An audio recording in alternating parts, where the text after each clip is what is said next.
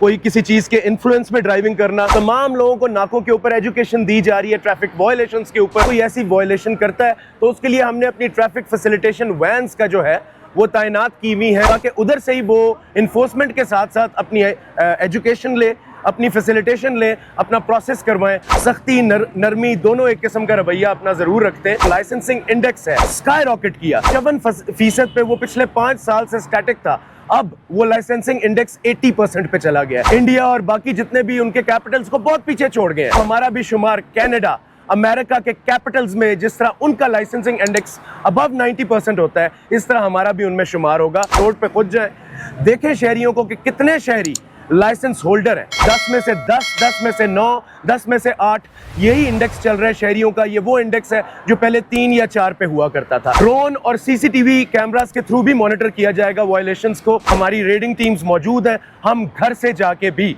Arrest कर सकते हैं कोई भी ऐसा वायलेटर हो उसको। और हम चाहते हैं कि हमारे में जो खामियां हैं वो भी ठीक हो और अवाम में जो प्रॉब्लम्स हैं वो भी ठीक हो, और इकट्ठे मिलके हम इस्लामाबाद की जो पुलिस है, कैपिटल टेरिटरी की जो ट्रैफिक है, उसको एक मिसाली ट्रैफिक